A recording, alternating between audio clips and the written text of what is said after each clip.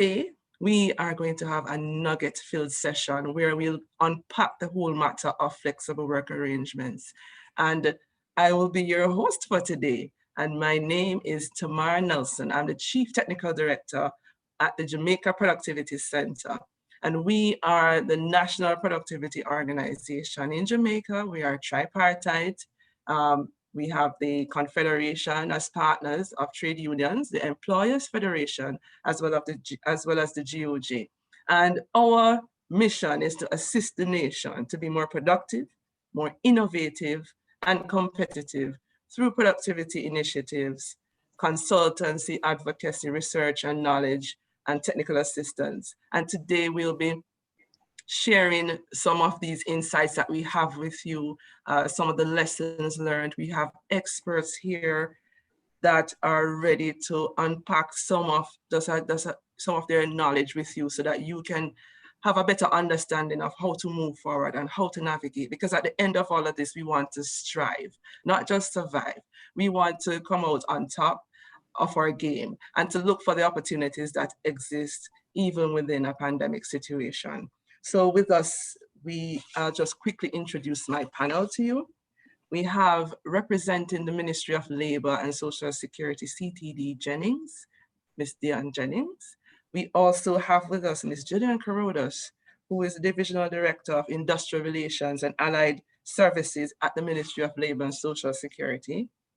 Mrs. Helene Davis White, the President of the Jamaica Confederation of Trade Unions. Ms. Kadia Morris, Human Resource Relations Manager at Sagicor Bank Jamaica Limited. Mr. Rory Ebanks, Director of Information and Security Advisor Services at Simtai Corporation. And we also have our very own Brittany Johnson, a research officer here at Jamaica Productivity Center, who will be sharing some of our own insights with you this morning. So we have a very, very capable panel, and we hope that you'll stay with us and chat with us. We have some of your questions already banked, and we hope that at the end of it, you'll be in a better position and more fully aware of how you can move forward as it relates to flexible work arrangements and its impact on productivity. So at this time, we will now move right along into the next part of our session. And this will be the bringing of greetings from the Ministry of Labor and Social Security. Unfortunately, the Minister, Honorable Lester Michael Henry, could not be with us today, and Ms. Jennings will be assisting with that. So over to you, Ms. Jennings. Good morning, everyone. We do apologize. You're on mute. Not hearing you.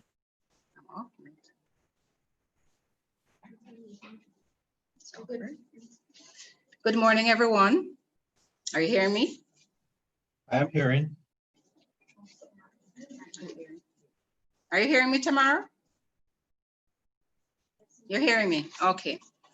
So I would like to offer the apologies of the Minister, Honorable Mike Henry, and so I will bring his greetings. Madam Chairperson, Chief Technical Director of the Jamaica Productivity Center, panelists, ladies and gentlemen who are joining us via our YouTube channel, I greet you well. Mindful of the time limit on this presentation, permit me to say how honored I am to be sharing in this virtual forum, the second in a series of fora being hosted by the Jamaica Productivity Center. If there is ever a time to increase our productive sector and find innovative ways to be efficient and effective, it is now.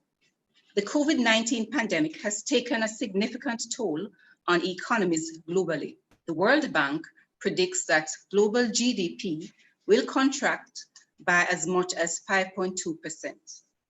Locally, this is a major concern to organizations, both within the private and public sectors, particularly as it relates to how employers operate, employees work, and citizens do business.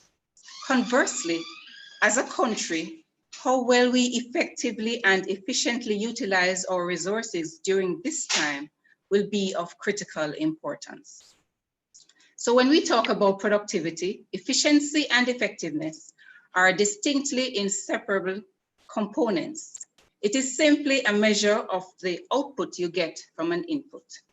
Therefore, as we seek to become innovative and find ways to improve the way we do business, even as we live with the COVID-19 virus, it is indeed a testimony of the measure of ingenuity and never say die spirit of resilience. The new work order is now needed more than ever. The ILO, International Labour Organization, defines flexible work as an arrangement offering various possibilities in relation to the number of hours worked and the arrangement of rosters, shifts, or work schedules on a daily, weekly, monthly, or yearly basis. Additionally, flexible work arrangements were a fundamental part of the Jamaica labor market reform process, which started in 1994. It was developed to recommend strategies which would assist our country to be more competitive in the international market. The Employment Flexi Work Arrangements Miscellaneous Provisions Act of 2014, passed in November 2014, paved the way for the formal implementation of flexible work arrangements. To this end, I use the platform to encourage organizations to adopt and to use the flexible work arrangements, which will lead to a safe and healthy and productive execution of our jobs, especially at this time.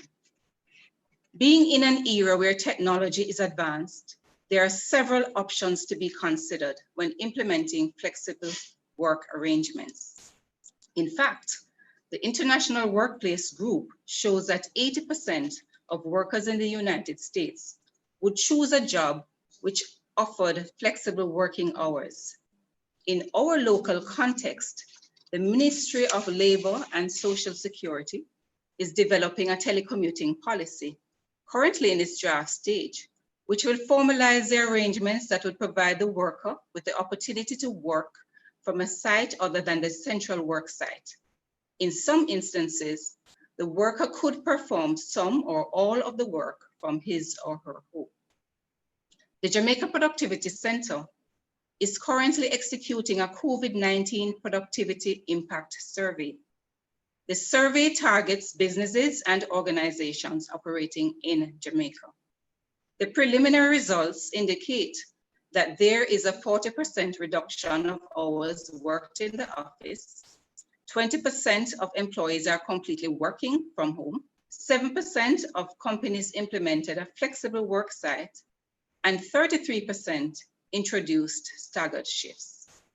These results indicate the responsiveness of organizations to this pandemic, and this will assist in taming the economic fallout within our country. The implementation of the flexible work arrangements will facilitate and enable employers and employees to negotiate and select the hours, days, and time which are best suited to the organizational goals. Due to the uncertainty associated with the COVID-19 pandemic, organizations continue to show their agility through the adoption of the implementation of flexi work arrangements. Through the efforts of the ministry, and by extension, the Jamaica Productivity Center, we are committed to providing necessary support in ensuring that employees and employers are adequately equipped in understanding the positive impact of flexi work arrangements. Some of the benefits of adopting flexi work arrangements include increased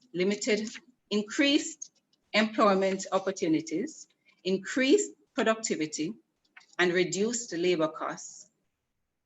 And it also may help to improve health and well-being, and as a result, reduce absenteeism and enhance employee engagement, morale, and motivation. Although there are several careful considerations that should be made prior to implementation of the flexi work arrangements, organizations and their employees are positioned to reap significant benefits. Ladies and gentlemen, I look forward to the insightful presentations as we combine our shared experiences and collective wisdom to arrive at a paradigm shift as we chart a new course of development and prosperity. Thank you. Thank you very much, Mrs. Jennings, for that, opening and greetings from the Ministry of Labor and Social Security. Very insightful. Thank you for sharing that with us and for your contribution. And, some of the points you mentioned, a safe, healthy, productive execution of work is paramount at this time. And you also mentioned agility. And that is also something as organizations and individuals we need to really embrace. So we thank you very much and hope you will continue the work at the ministry in helping all of us to be as flexible and agile as possible. Okay, so that, ladies and gentlemen, was a little taste or overview of what is to come. And just to give you an idea of some of the topics that we'll be unpacking this morning would include looking at a little bit deeper the legislative framework or the labor laws associated with flexible work arrangements, the whole matter of technology and infrastructure, cybersecurity. That's also an issue for many based on our interactions with our stakeholders. Measurement and verification. How do you know that you are still being productive? How do you know your workers are still having a positive output? That's also something that a lot of persons have been querying, coming to us at the JPC. How do we do this? So we have somebody here that has done it, and they will be able to share some of their lessons learned with you. The whole matter of the workers' perspective. How are they feeling? What challenges are they facing? What are some of the workarounds? What has worked in our local context will also be discussed. And as also some innovations that have been happening in the space as it relates to flexible work arrangements. So please stay tuned with us as we go through some of these issues. And again, if you have questions, we have persons monitoring the various platforms, and we will try to take as many as possible as we go through this session this morning. So we have next up Ms. Jillian Carruthers, who is also from the Ministry of Labor and Social Security, and she is the Divisional Director of Industrial Services, Industrial Relations and Allied Services. And Jillian is no stranger to productivity either. And she has over 20 years of experience in the field of industrial relations. And she has prepared some information for you and will unpack the whole matter of flexible work arrangements in terms of the different types and go through some of the questions that I know you have in mind. So Jillian, at this time, we welcome you. Thank you very much, Moderator Tamar Nelson and Acting Permanent Secretary. Good day to my colleague panelists and our online participants. I take the opportunity to again commend the Jamaica Productivity Center for opening this online conversation on productivity. And flexi work is excellent for family life. It's excellent for persons with disabilities and persons with comorbidities. So why haven't we been doing this all our lives? I'm enjoying it. I'm actually in travel-related quarantine and I'm working remotely. This is flexi work. So today, as we focus on work and flexi work, it's almost impossible to divorce ourselves from the wider family life and health implications that impact the choice to participate in flexi work arrangements. So simply put, workers may choose to engage in flexi work as the most logical option for millennials they don't want to go into an office space necessarily. Others with greater problems commuting, they may want to also opt for flexi work arrangements for work-study balance, work-life balance, and especially those that are caring for children and elderly family members. They also would like to participate in this. So we're going to be looking at a quick presentation, and I will share screen at the moment.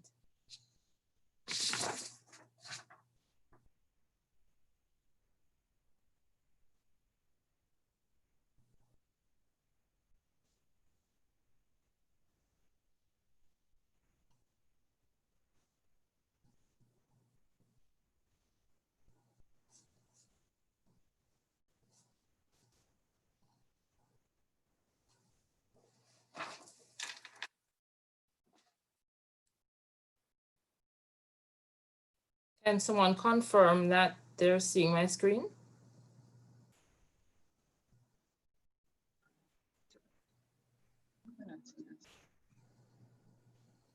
I am not seeing it as yet, Jillian. Okay, just a quick second.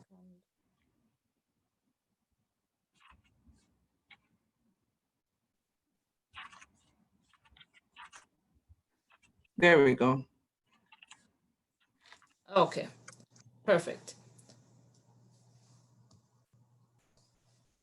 Okay, so we are going to be looking at a couple of things. One, a study that the Ministry of Labour did as far back as 10 years ago. And why are we looking 10 years ago? Because we just want to see what the conversation was 10 years ago versus what we're talking about now.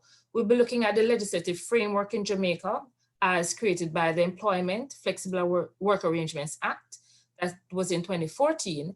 We're going to be also spending some time to discuss briefly the challenges presented by COVID-19 and the use of flexi work arrangements, and also just briefly the changing world of work and looking at 2020 and beyond.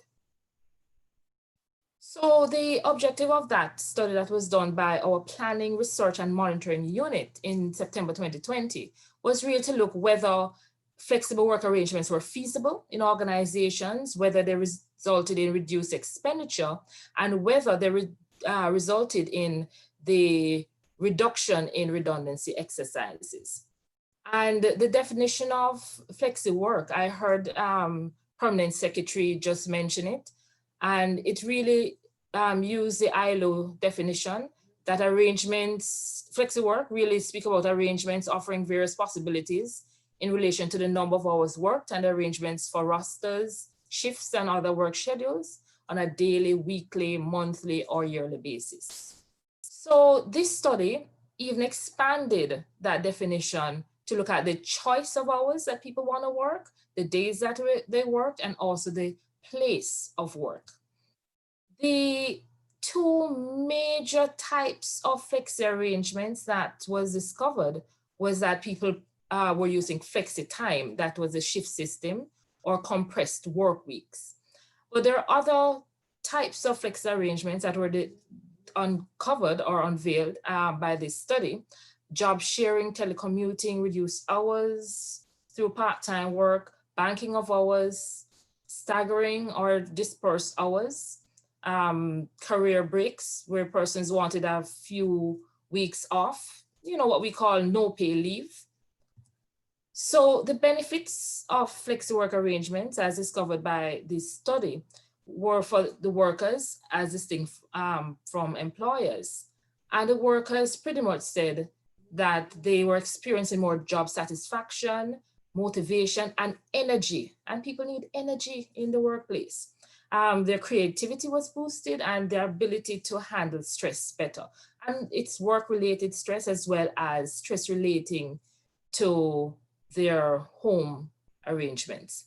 Employers related that the benefits included the ability to meet the needs of the workload fluctuations, adequate time to screen and select permanent employees, and reduce costs of employees' benefits because they weren't paying some of the normal uniform allowance and all of those overheads and so. They also, employers spoke about lessening of absenteeism, improvements in teamwork, employee loyalty, motivation, and so. But there are disadvantages discovered in this survey, in this study, and the workers, some of them felt isolated or alienated through telecommuting. They thought that sometimes they were overlooked for promotions because they were not physically in the workplace. And there was a reduction in some of their income because they were not doing certain jobs that probably travel-related payments were not forthcoming. Employers thought that the disadvantages included difficulty in supervising their staff, challenges in coordinating meetings and group training, incompatibility of some workers who are doing this job sharing. Some were saying, oh, I did more than the other one, and it was just not working, as well as the OSH-related overwork and exhaustion as well. So the survey findings, the 3 questions that were asked were answered in part, that yes, flexible work arrangements are feasible. And 2, in terms of the expenditure, there was a difficulty in determining the actual results. When I say actual results, because organizations fail to set targets and monitor efficiency and the productivity outcomes, the results, the tangible results were not being properly recorded. And this is something that we need to improve upon. And we can extrapolate, therefore, that the productivity gains are there from flexible work arrangements. In terms of whether it led to reductions in the positions that are being made redundant, it is still unclear because there was, again, poor data gathering by organizations. So as we move forward, data gathering is essential. So recommendations out of this study is that adequate work and employer consultation is necessary prior to implementation. Workers need to be assured of the short-term sacrifices and long-term gains, especially where income reduction is a part of the conversation. And government needs to lead the public education so that persons understand flexi work and how to implement it. And this is a good forum that we're using as government to do that. And the parties, it's recommended, should set goals that can be verified, the productivity levels, the job satisfaction levels that can be verified to see the effectiveness of the exercise. So that, in a nutshell, was the result of that study 10 years ago, and it's very applicable today. And it was very applicable at the time that we premeditated an Employment Flexible Work Arrangements Act. And what this act really did was to allow persons more flexibility. It changed the standard time that persons worked. For instance, where you work maximum 8 hours per day at single time rates, now you can work 12 hours per day at single time rates. The Flexi Work Act as well spoke about a standard work week as 40 hours per week instead of what some other legislation said, which is 48 hours under the Apprenticeship Act. So change it to 40 hours for every single legislation that speaks about work. It also modified our understanding of rest day. And a rest day can be any day in any 7 days. So Sunday was seen as a rest day under some legislation. It is no longer seen as a rest day, but a regular day that can eventually be a rest day by agreement between the worker and his employer. And overtime pay, it also spoke to the fact that every person employed during any period in excess of 40 hours in any week is to be paid overtime. So it modified how overtime is now paid. So primarily the Flexi Work Week Act focused on the hours of work and payments due, but it really did not respond to some of what is happening now in terms of COVID. And we recognize, I recall years ago, this act is good. Because I recall years ago, if you ran out of a bread, you would not get a bread in a grocery store because they're all closed. You had to go to a gas station or, as we say in Jamaica, you eat tough crackers until the grocery store is open. Now the Flexi Work Act allowed us to do a little bit more than that, but it did not premeditate some of the kinds of work relations that we are now having. And basically, it has allowed us to move into this new COVID-19 changing world of work. And I call it Changing World of Work 2020. And I continue to emphasize that the world went to sleep overnight and the future of work was thrust upon us by COVID-19. The pandemic, among other things, has signaled a new way of doing business. I call it the economic renaissance, a shift in demand and supply of labor and the general way of working. So COVID-19 has thrust us forward 15 to 20 years in how several persons envisage the world of work. So the reality, my friends, is the change is here. We can't turn back. And we will have to be reactive in our response and yet be proactive in planning for the various waves and other shocks that we are to expect. But on a lighter note, COVID-19 is not all doom and gloom. As Caribbean people, we build resilience by seeking the opportunities amid the crisis. And here we are with COVID-19. So through COVID-19, we have seen that many organizations are using staggered shifts, compressed work weeks, staff rotation, job sharing, telecommuting, that's the work from home, reduced hours, and part-time work. Those were all mentioned in the 2010 study. And we're seeing 3 new strategies: office hoteling. And for those who are wondering, what is office hoteling? It is pretty much where different work teams use office space at different times to complete their mission critical work. And it's like a hotel. You stay there for a specific time, you come out and you go, and another group comes in. And they've also been using employee swap. So if I need certain skill sets and I'm a government department, I can borrow that skill set from another department for a week or 2 instead of hiring that skill set. And also the rapid response teams, if I have some work that needs to be done immediately, I need a quick team, I can call interns, etc., just to beef up my regular team and get the work done. So those are some flexible arrangements. Now, when we look at flexi work, what's the implications for productivity? And we look at the implications for productivity as what are some of the concerns that we're having with what we call the original contract.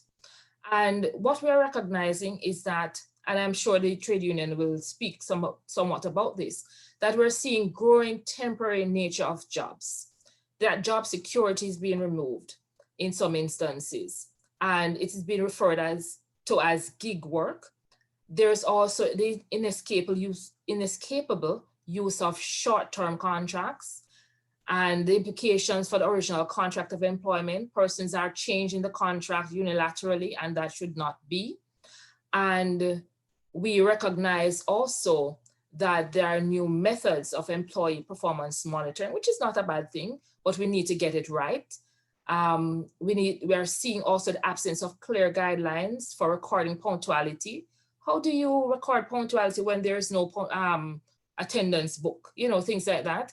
Attendance, how do you record absence during remote work? Things like that. And also, there's a likelihood of flexi workers contributing to the large pool of workers in the informal sector. And we certainly do not want to go there. So the Ministry of Labor and Social Security has recognized that several employers and workers are embarking on creative ways of surviving amid the challenges presented by the pandemic. The ministry encourages flexible work arrangements in a manner that is in keeping with the various labor legislation. In Jamaica, we say, it's not what you do, but how you do it. The Ministry of Labor and Social Security has publicly encouraged social dialogue and consensus between employers and workers. Despite the encouragement, the ministry has received numerous reports where the workers original contracts are changed arbitrarily and unilaterally by the employer, resulting in the workers receiving only a fraction of their normal wages whilst working normal hours. In some cases, working hours are cut drastically and are also resulting in workers losing fringe benefits, including health plans. This is not considered to be flexible work arrangement, but this is in fact a breach of labor legislation. It is therefore important that as employers face hardship due to the downturn in business, there is a genuine consultation in arriving at flexible work arrangements that are mutually beneficial to the worker and the organization. As we work together to rebuild our economy, rebuild Jamaica, we urge employers and workers to be proactive and to use the services of the Labor Department in each parish.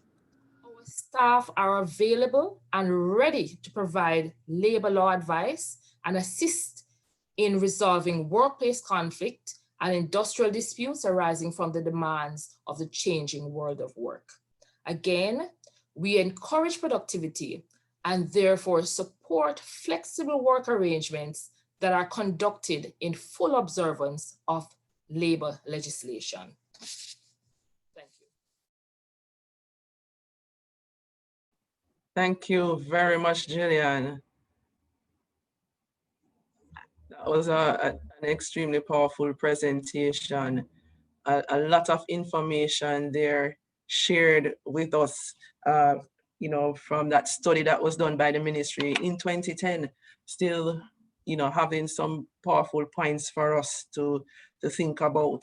And you also mentioned some new ways of flexible work arrangements, office hoteling, which I think a number of persons are already reducing their lease agreements and making use of that, where they have schedules and share an office space and equipment as well, which has the benefit of also reducing operational costs for the organization. Employee swapping and rapid response teams. These are definitely things that we can think about as we look for solutions. You also mentioned, Gillian, that the need, and I want to just highlight that point before we go into our next segment, in that we have to be very creative in how we come up with these flexible work arrangements, and that the consultation is going to be important so that it is win-win for everybody. It can be, and we have to find what is best based on the situation or the environment or the organization that we are in. So thank you again, Gillian. And we will be having question and answers at the end of the question and answer segment at the end of all of the presentations. So thank you again, Gillian. And at this time, we will now welcome Mrs. Helene Davis-White, right, who will flow right into the workers' perspective, what they have been seeing as at the Confederation of Trade Unions as this unfolds a little bit more. So Helene, we welcome you and look forward to hearing from you. Thank you, Tamar. Good morning, everyone. Good morning.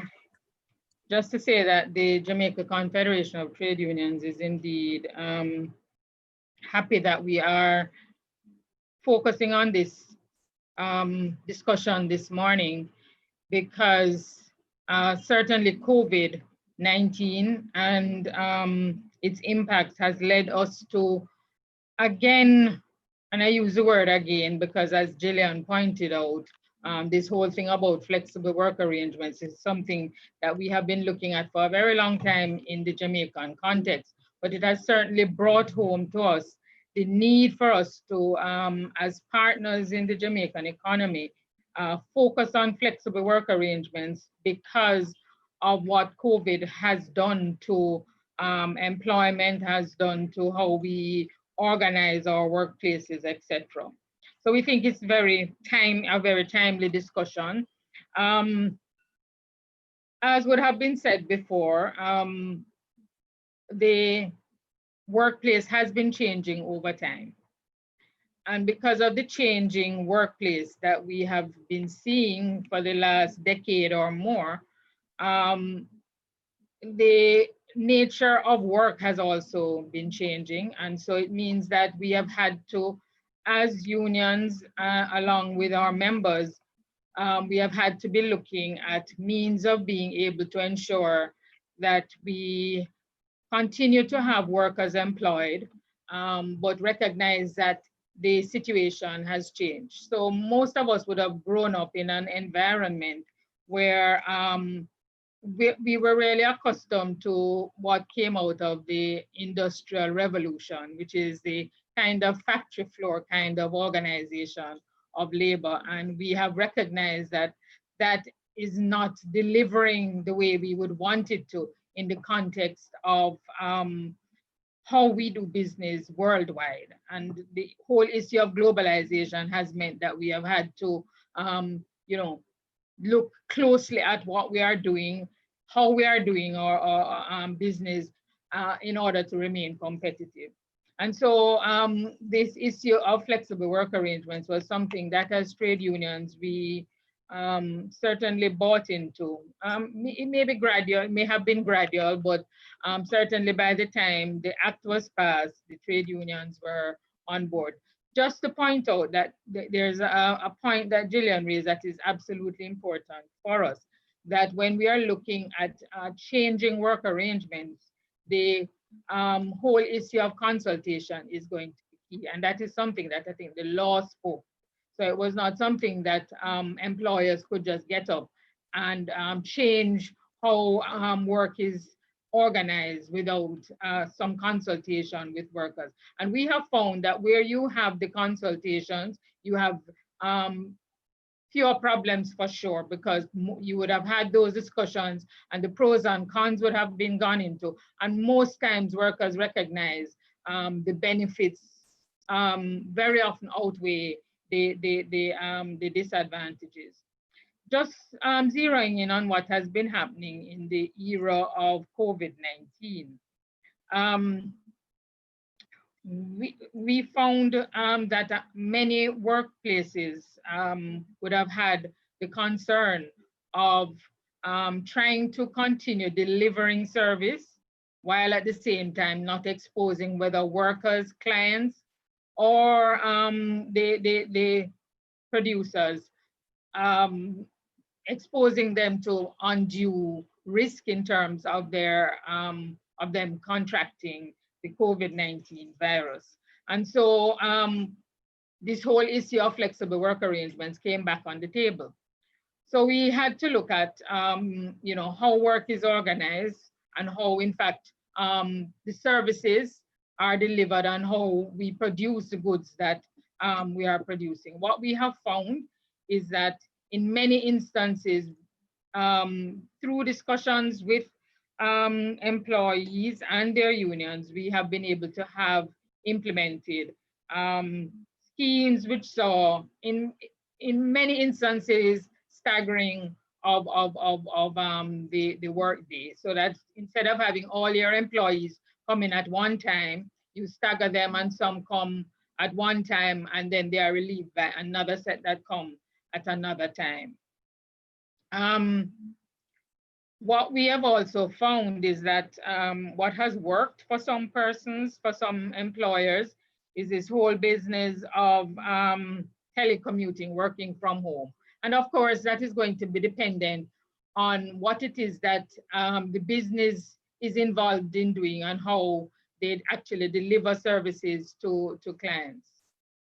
And so through consultations, again, we have been able to put in place arrangements where workers actually are able to work from home. Of course, what this calls for is some investment in technology, because work from home is really about telecommuting and how it is that you are able to carry out your job from home as if you were at work. And of course, the access to technology is going to be very important. And so as a result, a lot of companies were recognizing some of the difficulties we are facing in Jamaica right now with our internet providers. And that is something that certainly we will have to look at if we are going the route of telecommuting, because sometimes that is what actually militates against an employer wanting to go that route, because the system in Jamaica sometimes presents problems. But it also requires investment in technology and research and development as well. Because what we have to be able to look at, we are in a particular industry, we are doing business a particular way. If it is that we are going to be considering other ways of doing business, we need to have some investment in research and development. So I think our companies, our businesses will have to be looking at spending more on research and development and also technology if we are going to be going the route of telecommuting. That's going to be absolutely important. A lot of companies are questioning whether in fact their workers have become more productive as a result of them implementing flexible work arrangements. And I think the jury is out on that, because when we actually began implementing these changes, I don't think many of us actually put in place measurement systems that would allow us to be able to say categorically whether or not we have been experiencing increased or reduced productivity as a result. What I can tell you as a trade unionist is that many workers who have been involved in telecommuting are indicating that they save in terms of energy and time traveling to and from work. I mean, the workforce for Kingston and St. Andrew largely lives in St. Catherine, Portmore, and as far as Old Harbor. And many workers to get to work have to, at 8:30, have to be up from 4 o'clock in the morning to ensure that they get to work on time. Just think of what it does to that worker. By the time the worker gets to work, they would have almost completed a day's work on public transportation. So if you take that into account, you should be able to ensure that you have more productive workers, because they would not be out there trying in the hustle and bustle trying to get to and from work. One of the things that we have also recognized is that from several places that have implemented these flexible work arrangements, you have reduced absenteeism. In that, you have fewer workers asking to for in the public sector, we call it departmental leave to be able to transact certain kinds of businesses, etc., or sick leave.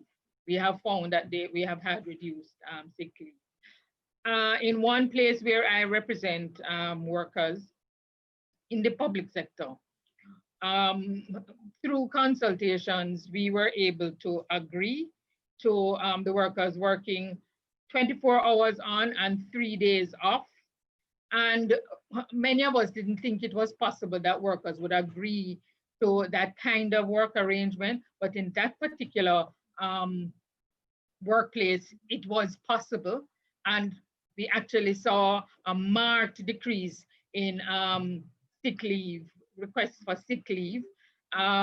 Workers report that they now have more time to spend with their families, so they find that it is more conducive to their work-life balance as well. And so you have these workers going into work because they are more comfortable with what is happening with their children at home, that they're going to work more in a more productive frame of mind, because their mind is not on what is happening at home, because they would have spent more time at home with children.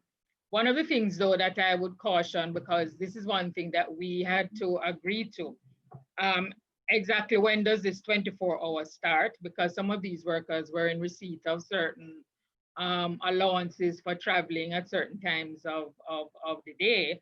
And so we had to agree in order to ensure that workers did not lose any benefits as a result, we had to agree to the workday actually now starting on the night shift and not on the day shift. So they ended up losing nothing. Of course, that would have meant that it would have been more palatable to the workers in that sector.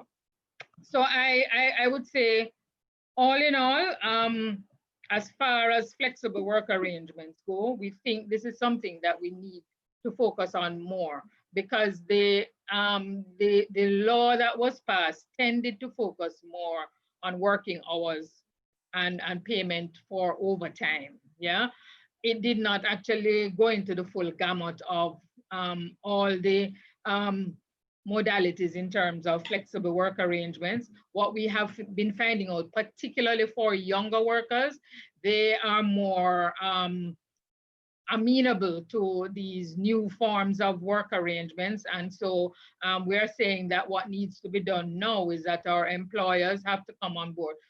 A lot of our supervisors have to come out of this mode that they believe that only when the worker is sitting at a desk and they can see the worker sitting at the desk can that worker be productive. Many times that worker is far more productive when you're not seeing them at a desk, because they are operating in a context of freedom. And we have to recognize, especially with younger workers, we are dealing with workers who have come up in a totally different paradigm. And so we have to recognize that what will motivate the workers of today is not the same thing that would have motivated workers of certainly my era, because I mean, for persons in my era, we were almost totally wedded to a 5-day, 40-hour work week. And we have had to totally change how we think to be able to, wrap our heads around this whole thing about flexible work arrangements. There are some workers who don't mind working in a gig economy because they feel that that serves their interests better. All we have to do as trade union is to try and ensure that the safeguards are put in place so that the whole business of exhaustion, overwork, and so on does not come into play. But at the end of the day, we believe that certainly in this era of COVID and even post-COVID, or I would say in this era of having to live with COVID, that we have to focus more on how we organize our workspaces. Flexible work arrangements include how we organize our work, how we organize our payment systems, because we have to talk about flexible payment systems as well. And so these are the things that I think we should now be focusing on. And for us in the trade union movement, it is a period that we have that has allowed us to be able to look more deeply into how we conduct our own business as trade unions and how we are able to educate our workers as to the various types of arrangements and how we can seek to get in a kind of symbiotic way the best for workers while at the same time getting the best for the workplace, because certainly we recognize that without a properly functioning, profitable business, our workers won't continue to be employed. So that's it for me for now. Thank you, Helene. Wow, that was indeed, some very, very useful insights that you shared with us. So rich with information. You mentioned throughout your presentation a lot about the whole matter of collaboration, consultation, symbiosis, and the benefits of doing that, and how it has yielded success based on your experience locally in terms of going through this phase that we're in. You also mentioned that and I think it was in our discussion, in preparation for today, that a lot of us really didn't get a trial period, right, as it relates to to flexible work, and we were kind of thrown in, right? And it will be with us for a while, and having that gone through that now, we can build on what we have learned and experienced so that we can get better at it and put in place the necessary systems to ensure that that happens. We will have a lot more to discuss with you, Helene, as we go on into the Q&A section, because there are some questions that persons would want to kind of deep dive into, and we will leave that for later in the discussion. So thank you so much for sharing that with us. And for those who are just joining us, you are tuned in to the discussion on flexible work arrangements and its impact on productivity.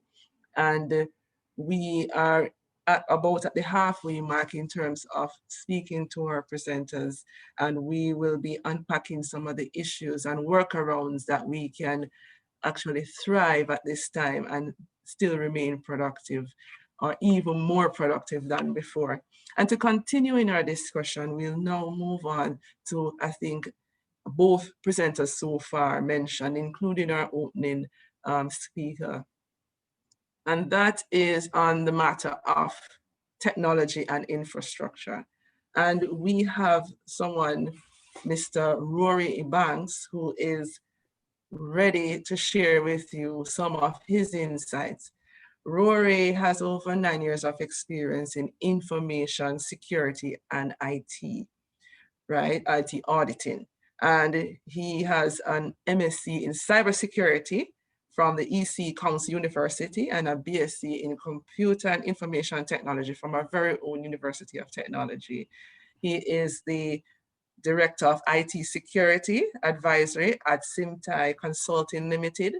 And he will be speaking to us a little bit about, the whole issue of security and infrastructure, two topics, two areas that we have found at the Jamaica Productivity Center where persons have been, unsure and has held them back from going to a flexible work arrangement. So after listening to Rory, we are sure that you'll be more comfortable, right? And he's ready to share his insights with us. Over to you, Rory. Thank you, Tamar. I have to say, great presentation so far, very insightful. I know we have been speaking about the benefits, but there are some risks that we still have to take into consideration with flexi work. So flexi work, I'm going to focus more on the remote work aspect or the telecommuting, since the telecommuting has really changed how persons view the workplace or the working environment. Before we even get to the telecommuting though, we have to think about how will the culture be impacted? Because, for example, workplaces are used to their traditional, maybe they start work at 8, they're physically at a workplace, they're interacting with people, having different conversations with persons. But now with telecommuting, that has changed because you're not in constant view of other persons or other personals. Even the processes of organizations has to change and has to be updated to facilitate telecommuting. The tools there are so many tools out there and so many technologies that can be utilized. You may even get confused when you start looking at the tools and the technology. But to select the proper tools, you have to take into consideration that the culture of your organization will not be significantly impacted. And also the type of business that you are running will also drive the tool sets that you're using. So for example, Simtai Consulting, we're an IT consulting firm, and we do security services, IT audits, IT assurance. So we believe in technology. The tool sets that we utilize may not be the same for other organizations. So one of the tools that we have to utilize is for tracking the hours that we spend on projects. So time and attendance is important.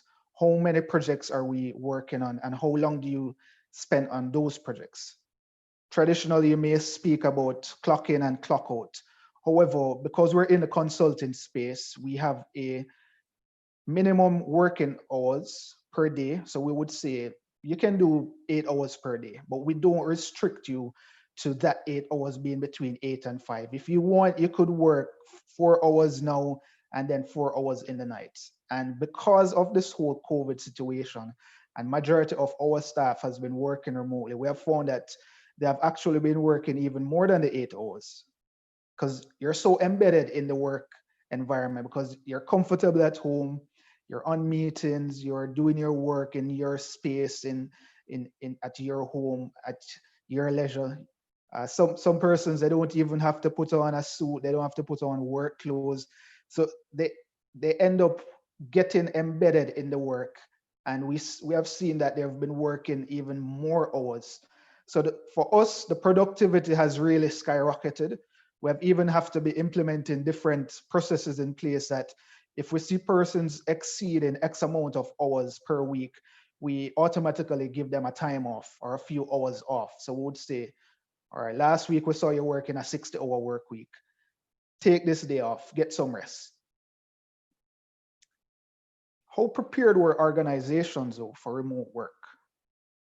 So if COVID did not happen, would more organizations be switching to telecommuting, or would they be pushed to implement these different remote work from home processes? It's I would say no, because this COVID has really pushed organizations to adapt to technology, to implement more technology, utilizing more tools out there. Some organizations, however, were prepared. So at Simtai Consulting, we were prepared because we started implementing a lot of these tools and technologies before. So yes, you would have VPN where you can access your data remotely before, but in terms of how easily this is accessible, we would have ensured that we have additional security controls in place to ensure that only the authorized persons can access these data. We would have even ensured that all the data has been moved to more secure systems and provide more availability and uptime. Even the speed in which you access these systems is very important, because it will now take a very high toll on your internet connection. So before, persons would have been at the office where you would have a very fast internet connection. But now persons are at their home, their internet connection may not be as robust or as fast as the office. So you'd have to ask them, yes, you're working from home, so you need to ensure that you have certain things in place. Strong internet connection, very important. If you can have even a redundant internet connection, so these would ensure that if one service provider goes down, you'd have a next service provider. What we have stressed for our employees is that you can utilize your phone as a hotspot. So we ensure that we provide mobile phones to persons, to staff members, and we also provide them with over 10 gigs of data per month. So if their internet goes down, they can use their hotspot from their mobile devices, connect to their laptops, and actually continue working. So in terms of ensuring that persons are working faster, more securely, more safe, you can even be a little more flexible and utilize what's called BYOD. So bring your own device. So some organizations may prevent staff members from utilizing their own personal devices for connecting to the data. However, it all depends on how you structure your environment and your data. So for example, now, let's say you're utilizing a virtual desktop where staff members, they don't have to have a provisioned laptop from the organization to connect to this data or to this environment. But all they need is internet access, and they can utilize any machine, their personal machine, their tablets. But to connect to that environment, they would need certain credentials. They would need to know the IP addresses or the remote host that they're connecting to. And they would also need to implement a different level of authentication, which is called two-factor authentication. So this can be something that you have, something that you know. It can also be a randomly generated token. So this enforces a stronger level of security to connect into the environment. So I know organizations were faced with issuing laptops to some persons that traditionally they would not require a laptop to work remotely. So the BYOD has kind of alleviated some of that concerns. However, there are some drawbacks with it, because now you're saying you can utilize your personal device to connect to company data. How can you ensure that that data is safe and secure? Or where is the information when someone connects to that data? Because traditionally organizations, even before the cloud, you would have your data residing on premise, physically on a server at the office.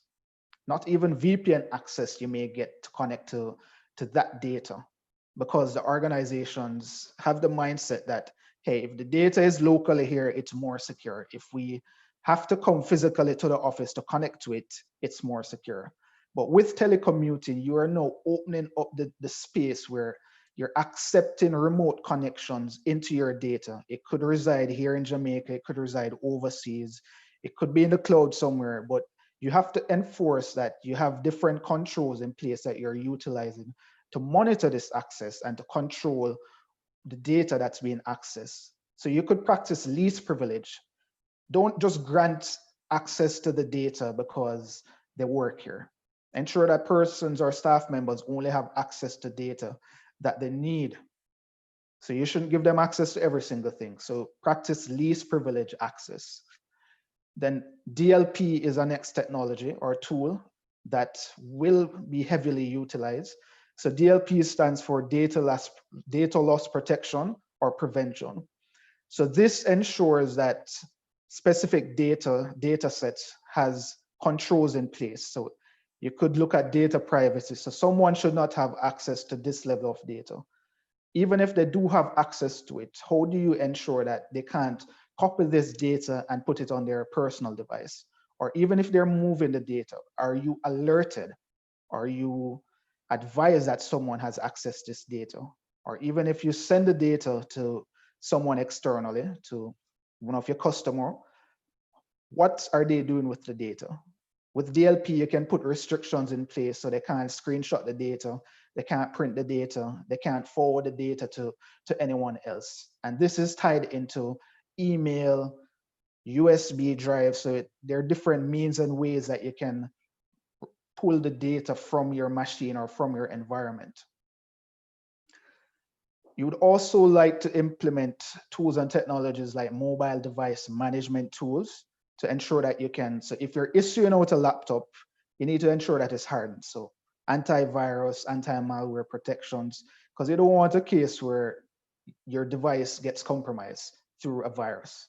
But the mobile device management tool will ensure that you can locate the device where it is. You can enforce strong security policies.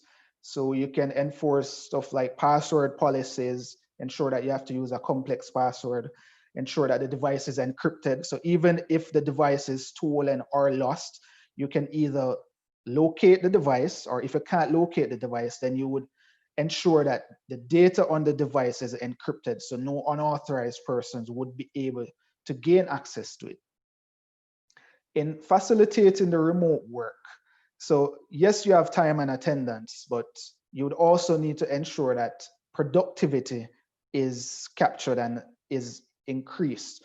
So there's a lot of productivity tools out there that organizations are gravitating to.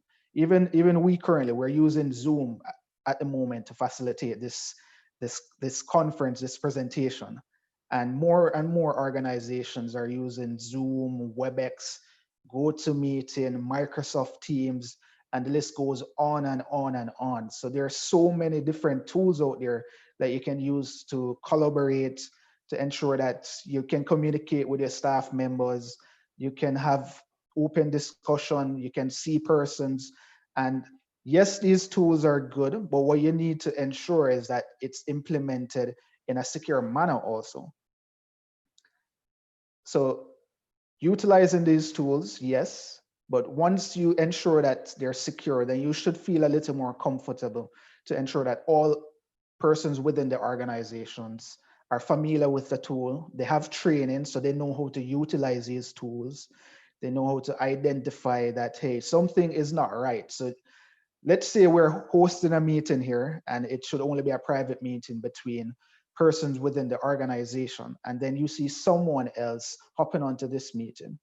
Are you aware that someone else outside of your organization has just joined the meeting?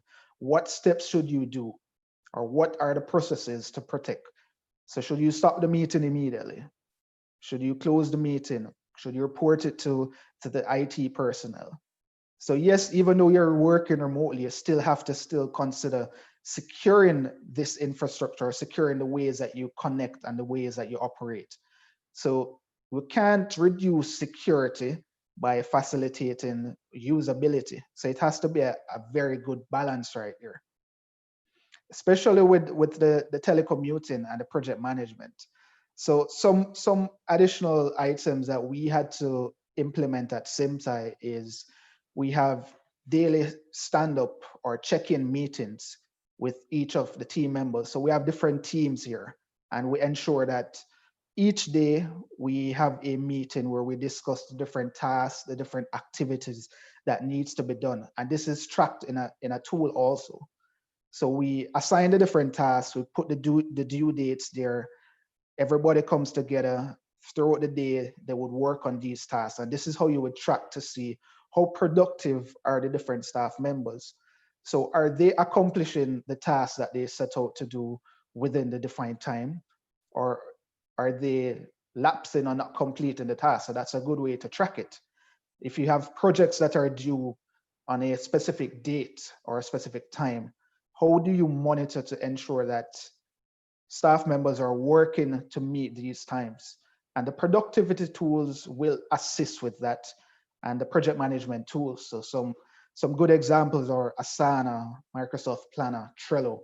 These allows you to set up projects within this platform, allow you to add the different staff members. They would get notifications if a task is assigned to them. They would get alerted if a task is almost due, if it's overdue, if you have assigned any comments to it.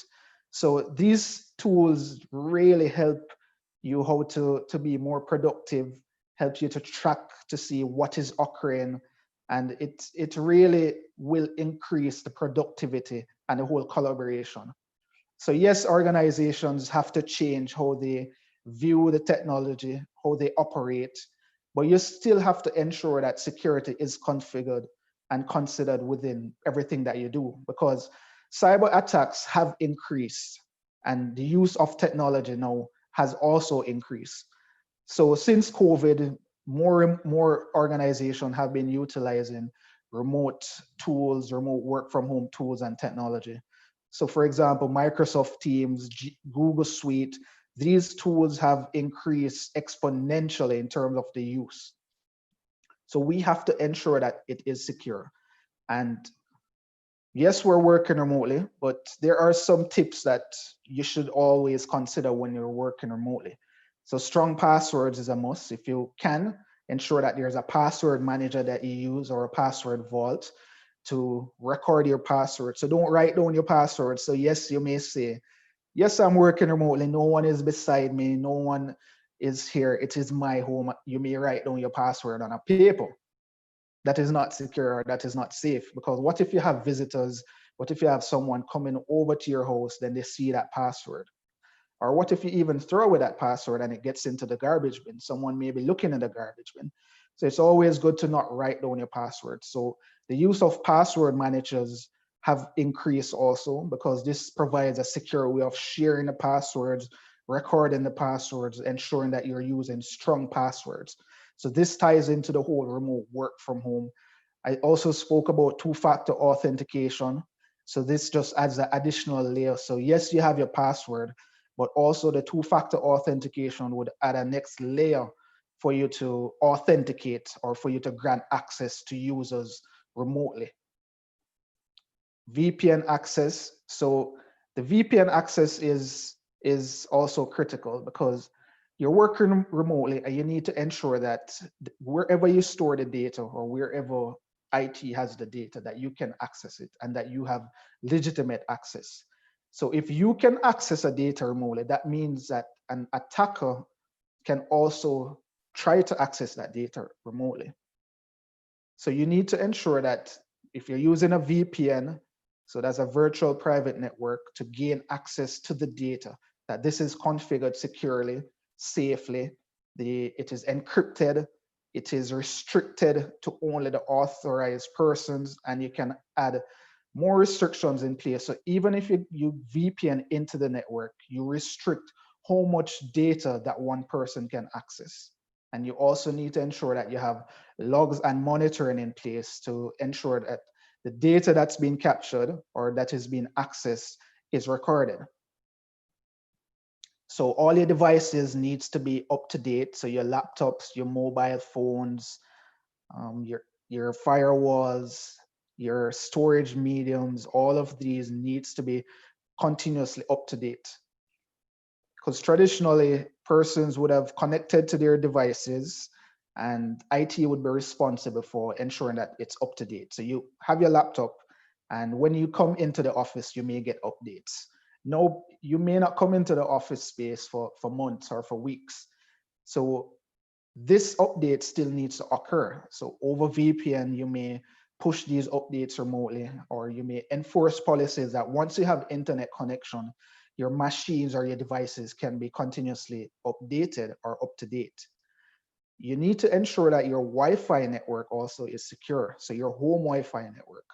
So change all the defaults for it, all the default passwords. So your password may even be written down on your device. So majority of these corporations that utilizes the wireless router devices, the password is under it. So if you take up the router at home, you look underneath it, you may see the password, or it may be written in a book.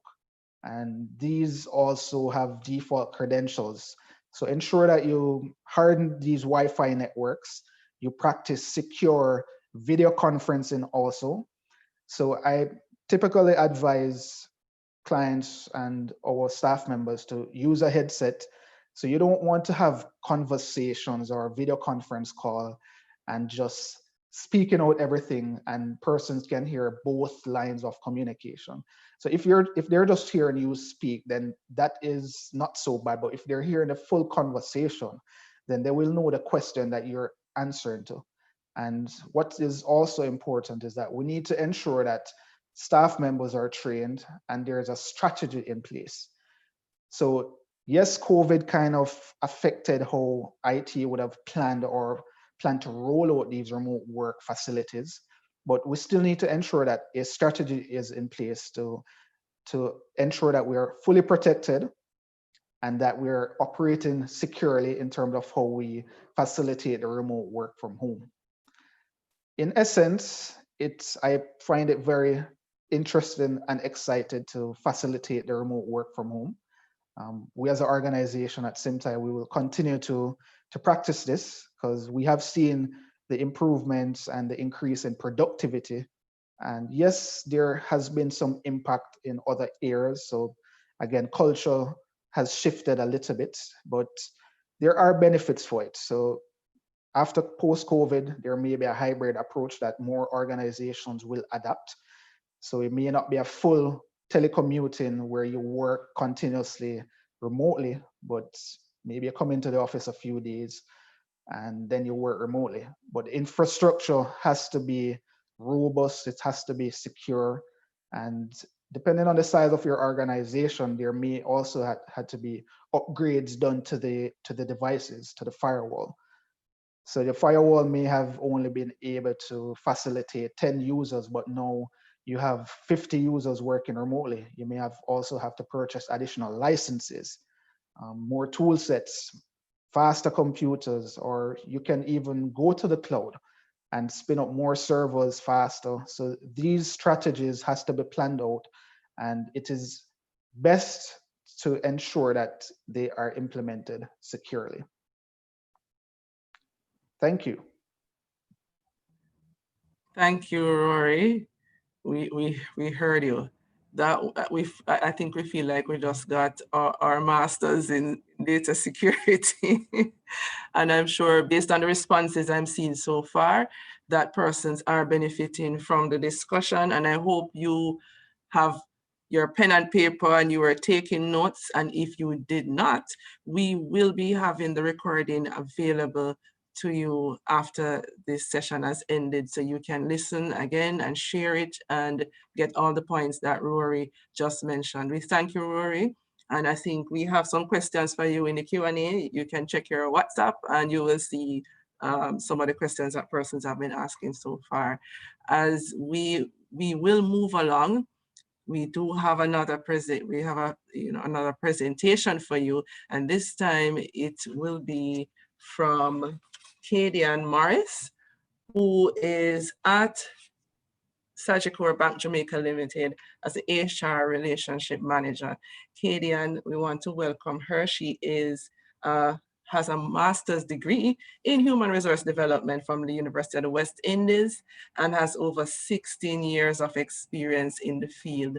Now, Sagicor has been one of those companies who has made some very bold moves as it relates to working, flexible working. They have different kinds of arrangements that they have implemented. They have been through it, gone through it. They will be here today to share with us what their lessons learned, and how we can also implement some of the initiatives that they have undertaken. So Kadian, over to you. All right, so thank you so much, Tamar. Excellent presentation so far, so many takeaways from the presenters who went earlier.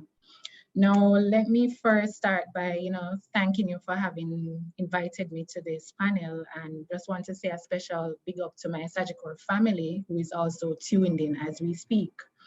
Now, first, I'd like to highlight that globally, so much is happening and so much has happened and so much will continue to happen as it relates to coronavirus, COVID-19. Essentially, we would have been told that for us to be in office, it's the way to go, but COVID would have changed that mindset completely. So the workplace is no longer a place. Essentially work is anywhere where you can get the job done effectively and efficiently. So light, nimble, and agile is the future of work. Now, thankfully for us at Sagicor, as it relates to flexible work and remote work and work from home, this is something that we would have had in place pre-COVID. So we would have launched our work from home policy back in June 2019. And, it has been a success. It has been going very well. And it was a welcome addition to the pool of benefits that we offer to our team members. So the buzzword right now is the new normal, or as some put it, the new abnormal. So I'd just like to share some of the things that for us, Sagicor, that we would have done in light of COVID. Now, we would have ramped up our communication channel, right? So we're now over communicating. We would have created a space on our intranet, more of a communication blog. We call it the COVID response communication channel. And this is where we share updates, regarding COVID, updates from the Ministry of Health. So, timely and authentic updates are shared on this space, and our team members have easy access to go on and see all these updates.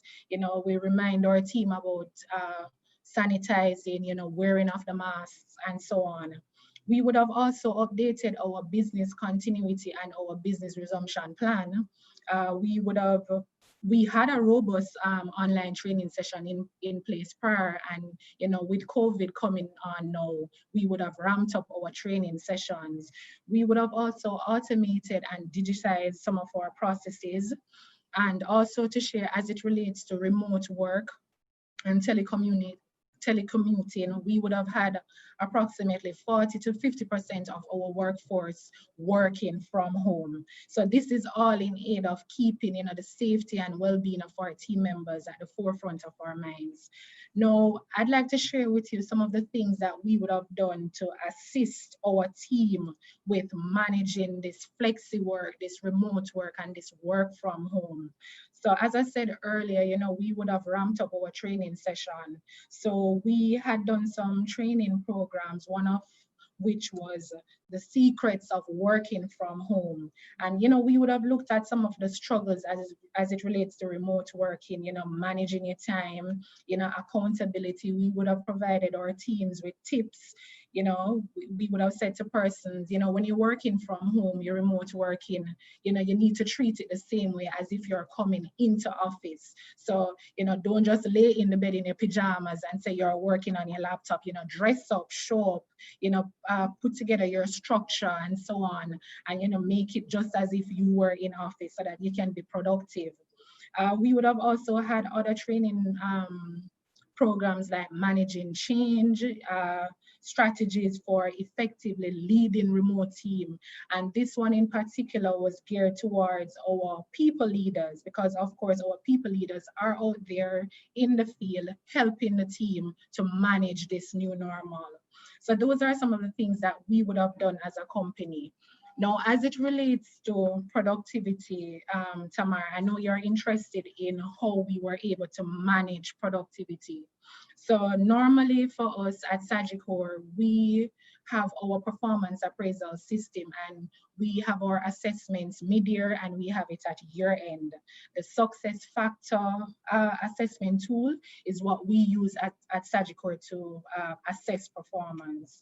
Now, in light of COVID, what our people leaders would have been doing is, instead of waiting until half year or year end to do the assessment, we would have broken it down into smaller tiers. So we had our people leaders meeting with our teams on a weekly basis, on a monthly basis, breaking down those targets so that at the end of the day, we can all be productive and we can all, exceed our targets.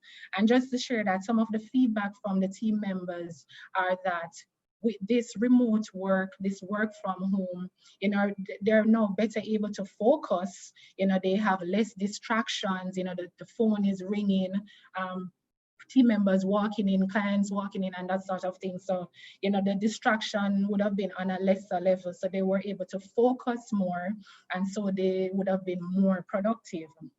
And some of the benefits of this flexi and remote work are, it provided a positive influence on work-life balance. So we find that our team members were now in a better position to manage their family, manage their children, and balance that with work. So the 9 to 5 was no longer, the structure or the way to go. So some persons would have indicated that, hey, perhaps in the daytime is when they spend time with their kids. Homeschooling, that's the new normal now. So a lot of parents would have been going through that. So they would have used the daytime to spend the time with their kids, to do the homeschooling, and then perhaps they use the nighttime to get the job done. So, we would have gotten some good feedbacks regarding that.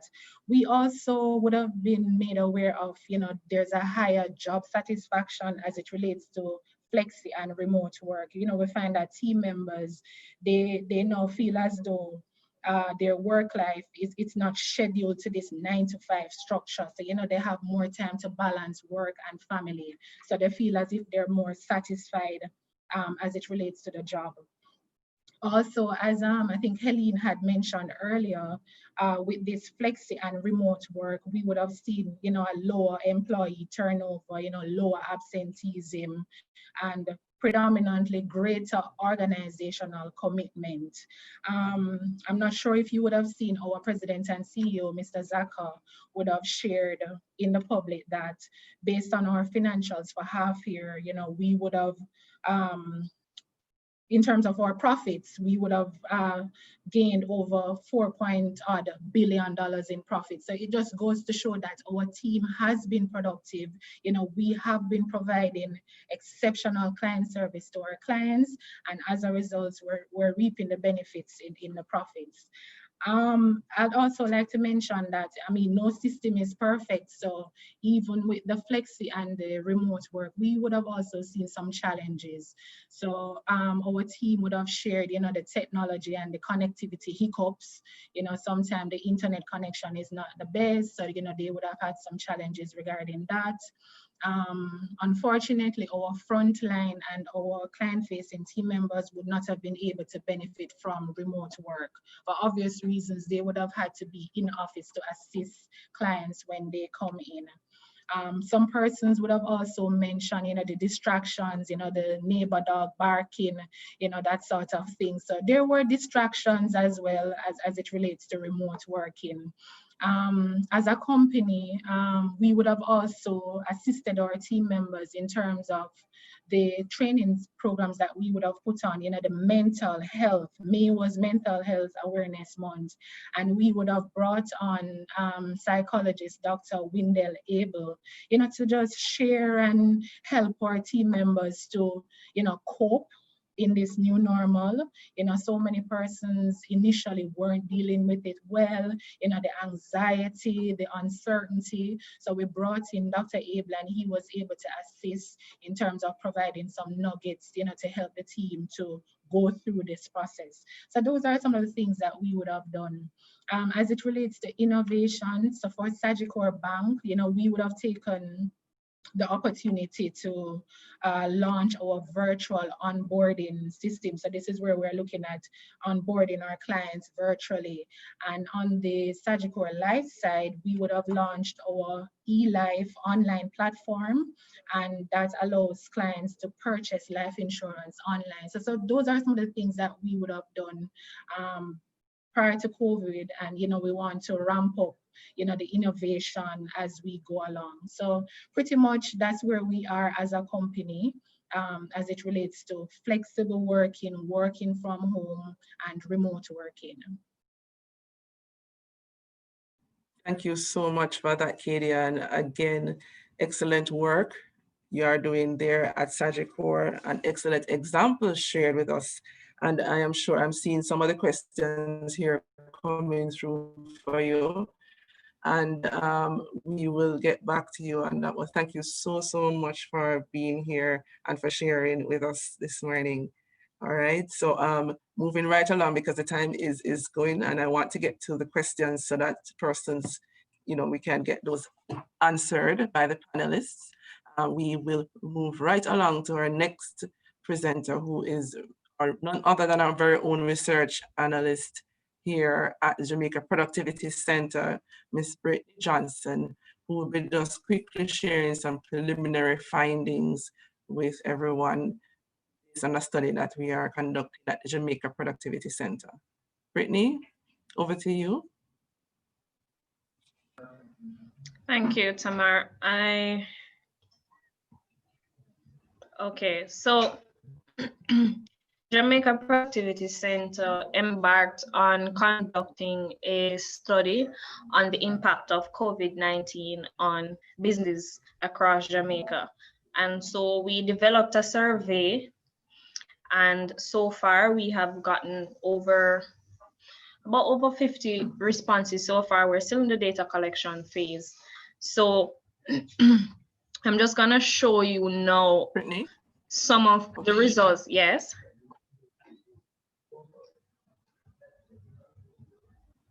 Full screen, please. Go ahead.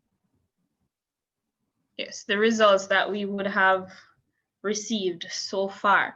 Now, the main objectives of this survey are to record and collate the experiences and the measures taken, as well as the outcome of these actions by the organizations. And from this now, we would be able to guide and assist organizations as to the best approach coming out of this pandemic that will enable us all to grow and continue to contribute to our economy positively. Now, our first question asked about the sectors. So which sector are you a part of? And we found that 36% of our respondents were from the public sector / the government, 58% from private, and 6% other. We had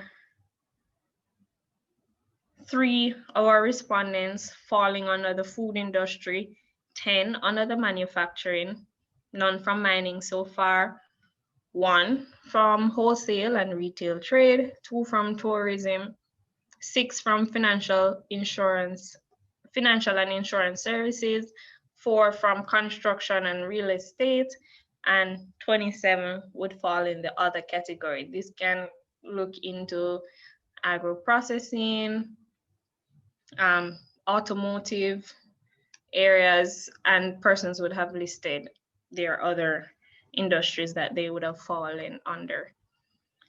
Now, we found that 36% of our respondents so far fall under the large organization, so they have more than 250 employees, 33% medium organizations, 14% small organizations, 13% micro-organizations, and 4% other. We found that most of our respondents so far fall or are located in the Kingston and St. Andrew region. 3 of our respondents from St. Catherine, 1 from Clarendon, 4 from Manchester, 1 from St. James, and 1 from Westmoreland. Now, we asked a very important question on how, here is where we start to see the effects of the pandemic so far on how organizations have had to operate. So we found that 79% of these organizations have fortunately not had to reduce their staff, while 21% have had to reduce their staff complement. And by how many? 67% said, between 1 and 10 members. 17% is 31 to 40 members. 16% between 11 and 20 members. The more than 40 and the 21 to 30, in that range, no one has had to, reduce their staff by that many. We look also on the revenue and sales and how that has been impacted by COVID-19. And we found that 6% of our respondents, they let us know that their revenue or sales has increased by 6%. 24% said that they remain the same, and 70% said that their revenue or sales had decreased. And we look at the impact of this. We're looking at, the impact being 53%, looking at more than 20%, whether that is being increased or decreasing. 20%, that's between 5 and 10%, that's the impact. 12% letting us know that it's less than 5% impact. 8% between 16 and 20% impact. And 7% is between the 11 and 15% impact. Now, we also asked them if they had implemented adjustments to their working arrangements. And what we've been hearing so far is that a lot of companies have had to do that. Sagicor is a main one. And we asked and we found that 94% of these organizations have implemented adjustments, while 6% have not. We asked them to also select all that had applied to them in terms of the measures themselves that were implemented. So we found for completely working from home, 18 responses. 26 organizations looked at staggered shifts, 31 reduction in hours in office, 22 flexible work sites, 23 flexi time, 11 compressed work week, 7 other. How effective have these measures been? 46% said that these measures have been somewhat effective. 43% says that they have been very effective. 7% said somewhat ineffective, and 4% saying very ineffective. Now, with these changes, we have had to look at the factors that would inhibit the transition to these flexible work arrangements. And after getting our responses so far, we found that, you know, for some, it was not applicable.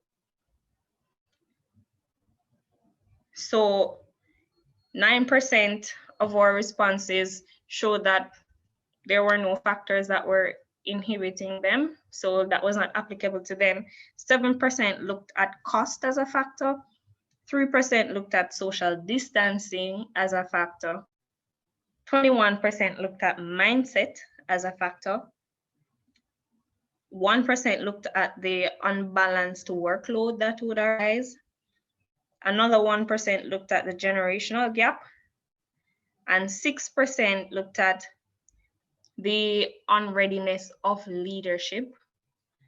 Another 6% looked at compensation adjustments that would have to be taken into consideration. 4% thought that the buying of staff would be difficult. Another 4% had to look at work-life balance, and 37%. Now, if possible, would these organizations keep these measures in effect? And 82% said yes, they would. Another 18% said they would not. And what are the measures that they would keep in effect? 39% looked at the reduction of hours in office. 26% selected the staggered shifts. 18% selected working completely from home, and 17% looked at other examples. And that is those are the results that we have so far. Thank you. Thank you so much. We can use these, you know, we can always use these results, these preliminary results to sort of guide how we continue our discussion today. And by the end of this, you can let us know if you'd like to take our survey so we can continue getting these results, you know, these responses. You can let us know in the comment section your email address, and we will definitely send the link out to you before the end of this program. So thank you. Thank you, Brittany. Thank you very much. And this has brought us to the end of all the presentations that we have for you this morning. And for those listening in, you are tuned in to the discussion or the conversation as it relates to flexi work arrangements and the impact on productivity. So you have heard from all our presenters on the tech side, on the workers side, from the government perspective. You have seen some analysis and some surveys that has been done. And now we are going to answer some of your questions. The questions are flowing in, ladies and gentlemen. And I want to make the best use of the time that we have left with you. And the first question goes to Gillian, and it speaks to the initiatives of the Ministry of Labor and Social Security, Gillian. And they want to know, the person asked the question as to the kinds of initiatives that are the type of flexi work arrangements that we have implemented at the Ministry of Labor and Social Security, and what has the impact been?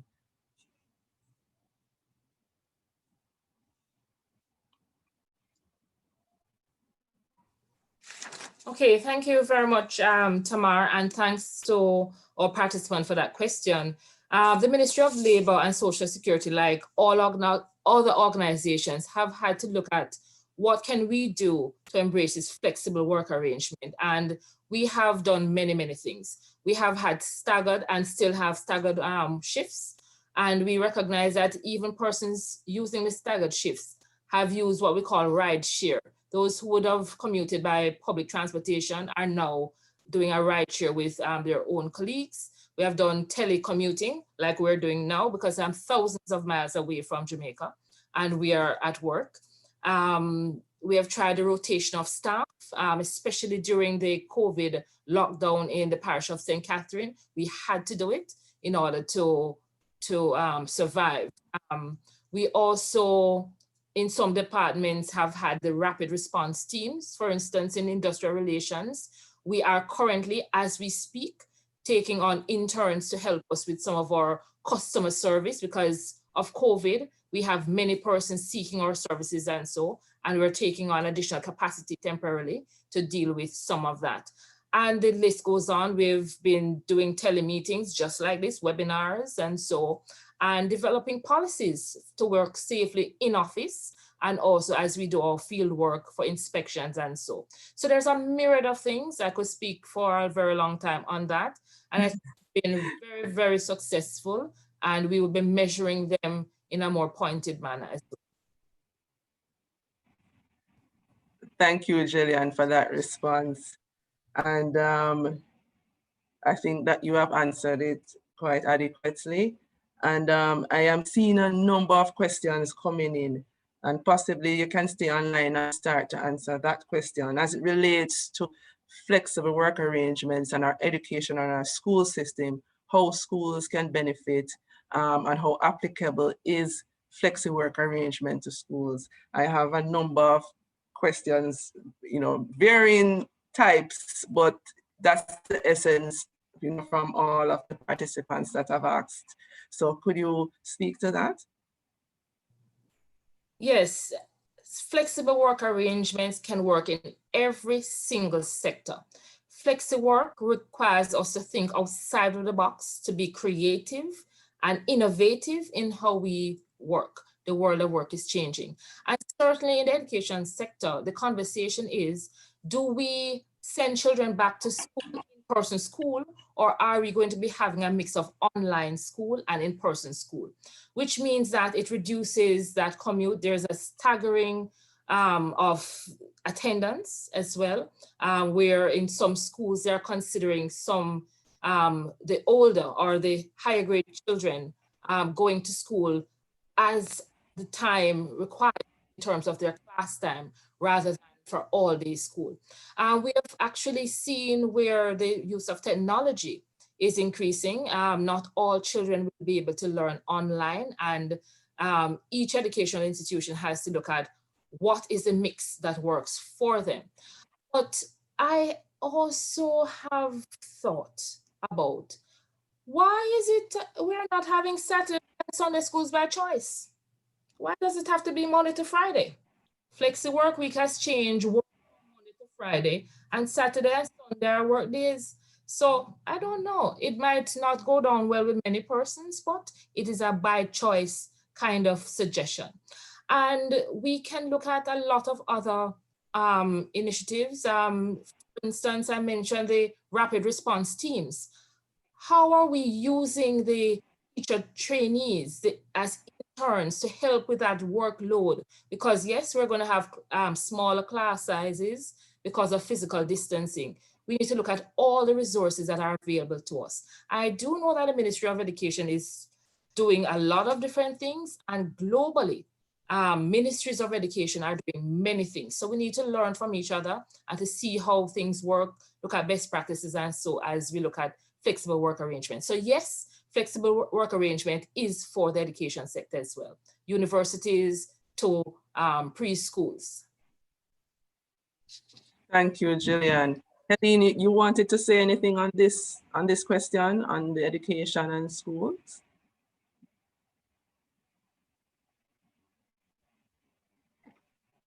Yes, the issue is of concern, particularly in this period here where the cases of COVID seems to be on the increase. And there's concern among both parents and teachers as to how we can get back to a physical experience in the school space. We believe that it has to be a mixture of both. But the problem we have had is some of what we have identified before. Because remember that we did have schools being conducted virtually from April coming up to August. And what has been the concern is the accessibility of most of Jamaicans to a good internet service. Some persons don't have devices, and so that creates a problem. But I think wherever it is possible, it should happen. And I know in a particular prep school with which I'm associated, they almost never missed a beat because nearly all the children were able to join in and have almost the same experience. I think they were using the Zoom platform, and they had almost the same experience as they would have had in a physical space. I think the children were the ones who were most affected because they wanted to be able to have the physical experience with their peers. And so that, I think, will tell us that we need to be able to have some sessions in terms of the mental, the ability of children, because you're recognizing that school is supposed to be a socializing agent, and without that one-on-one contact, you can have some kind of disconnect there. But we believe that it can happen. The major problem is access of both teachers and students to the technology. And if we can get over that, I think it can be done. A mix of both in-person education and education virtually can actually take place.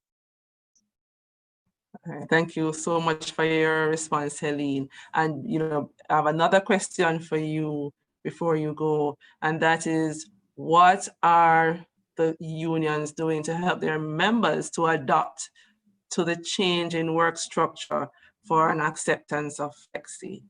And this is coming from Facebook, I think. Right. Okay, well, we started the process some years ago when we were actually looking at the whole issue of the flexible work arrangements and the changes to the law that came about between 2010, 2014, when we had real discussions that were ongoing at the time. One of the major things that we did was to include in our training program for delegates a session that dealt with globalization and its impacts on competitiveness. And in that context, we were, based on what was happening across the world, we were able to use those examples to be able to say to our members, these are the things that we are likely to be facing. And so we now need to be thinking along the lines of innovation in terms of being able to deal with the challenges that we're going to confront us arising from globalization. So in that context, we looked at flexible work arrangements. And I think it is because we were doing that work why we did not have any major fallout when the flexible work arrangements law was actually passed. Because prior to that, most workers in Jamaica were really invested in this 5-day, 40-hour week.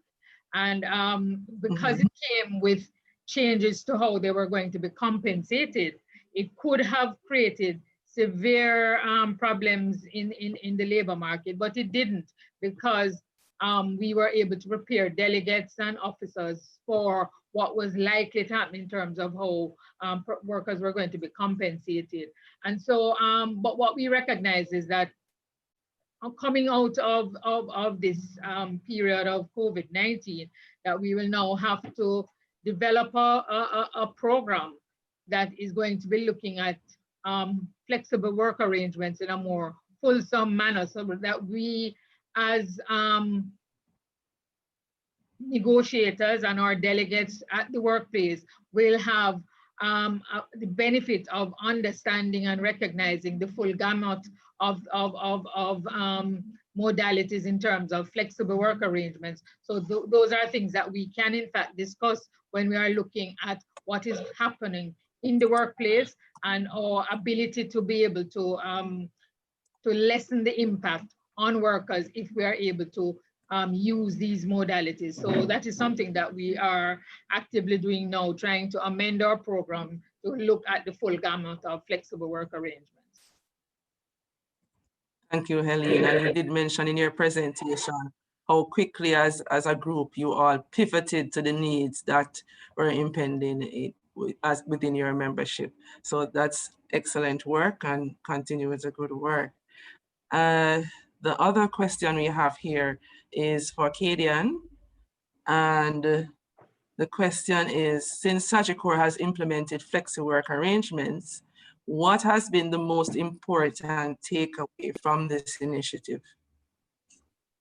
All right, so thanks for that question, Tamar. So I think one of the biggest takeaways that we would have gotten from flexi work from home is just the positive influence that it has had on work-life balance.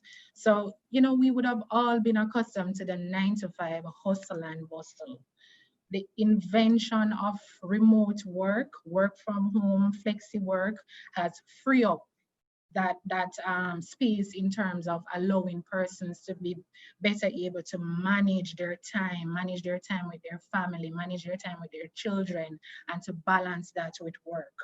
I also want to share that it just goes to show that as a company, we Sagicor, we care about our team members, and that is why we were so happy to offer this benefit to the team, remote work from home. And as it relates to productivity, we would have recently completed our mid-year performance appraisal, and I'm happy to share that approximately 75% of our team members would have satisfactorily performed well on their performance appraisal. So it just goes to show that even though our team members are doing on remote work, they're working from home, productivity has not fallen off any at all. So the biggest takeaway is just the positive influence that remote work, flexi work, work from home has had on our workforce. And if I may, Tamar, I'd just like to add that, there's no doubt that the workplace is undergoing a multifold transformation. Organizations are realizing that a new way of working is possible. And for us as HR business partners, we're exploring newer ways and we're embracing the change as it relates to managing our teams and managing our talents. So, the new normal is really here to stay. It's not going anywhere. And, as companies, we really have to arm ourselves with more than just masks and sanitizers in order to stay ahead of the curve. Just to continue on that point, you raise a very important point in terms of managing the teams. How has the leadership or management style, how did that have to change with flexible work arrangements, if any at all? Please share with us. Okay, so as I had indicated earlier, the flexi work, remote work is something that we had in place pre-COVID, so it wasn't new to us. However, with the robust online training sessions that we would have implemented, as well as the fact that our CEO would have, had these routine webinars, check-ins with the team. So we felt as if it was a collaborative effort. We didn't feel that the team members were out there on their own and leadership was over there. It was a collaborative effort. We ensured that we had the routine check-ins. We took opportunity of webinars and so on. So, resilient leadership and is really the heart of a strong organization, and that's what Sagicor is about. Thank you for that. Thank you very much for your response, Kadian. And I see I have a few minutes. I have a question for Rory. Very quickly, boy, it looked like we needed a follow-up to this. I'm seeing questions rolling in like crazy. Rory, your question. Remote access to, what is it? Oh, what would you say are the most important IT infrastructure considerations for organizations who are transitioning to a flexi work setup? Great question, Tamar. All right, so this all depends on how the company or the organization wants to set up flexi work. So for example, are they going to store their data on premise or are they planning to move to the cloud? So if they're going to store their data on premise, then the major item will be internet connectivity and VPN. So how do you get access to that data if you're working remotely? Also, laptops would be very important, or mobile devices to connect to the infrastructure. If it's in the cloud, it's a little more easier to facilitate the access because the VPN is not a requirement to connect to data in the cloud, but they do have certain types of data that you may require a virtual private network to connect to that data. So for example, if you're going to use Microsoft and you're connecting to their data that's stored in OneDrive or on Microsoft Teams or SharePoint, then you would use your username and password, connect to your Office 365 account, and then gain access to it. Yes, you can implement additional security controls like two-factor authentication. So in that instance, then internet connection or connectivity would always be important and critical because you are going to use more bandwidth, internet bandwidth, to connect to the data, to download the data because it's now in the cloud. So you would have to remotely connect to that environment or to that server to get the data. And remember, a good practice is not to store your data necessarily locally on your machine, or if you are, ensure there's controls in place for backup purposes and also to protect the data that resides on your machine. Because you have to ensure that you know where the data resides, who has access to it, and where it is moved. And we can add so many more things to consider when moving to Flexi Work.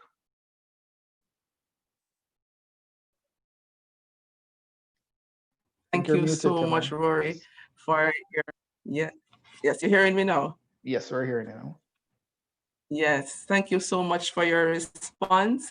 And I want to thank all our listeners. This morning, I mean, the response has been overwhelming. The comments, I'm seeing some of the comments, it's 2 minutes to the hour. But just to wrap up, I think it was a very robust discussion, a discussion that we need to continue. And I see one of the comments here in terms of this requires a shift in our mindset and our culture that we need to really embrace as the way going forward. This pandemic situation has kind of catapulted us into a place where we need to be, especially as we are in the fourth industrial revolution, and it requires for us to be very agile and flexible and very responsive to the environment that is rapidly changing. One person mentioned that we are running a marathon at a sprint pace, right? So we have to embrace these changes, and you all have helped us to really have a better understanding today. All of the persons joining in on social media, Facebook, Instagram, those listening on Power 106, we want to thank you for tuning in. And those who are on our Zoom platform, we had up to about 90 persons on the platform. Please note that there will be a delayed broadcast on PCB a little later. You can check for that. You can also follow our social media sites for the link to the recording. So please stay tuned and we will continue the dialogue. Our next scheduled session will be in October, and we will be sharing pretty soon the topic, which again is based on the feedback from you, which is most important to you at this time. And you can also view the first one we did earlier this year in June on our social media pages as well.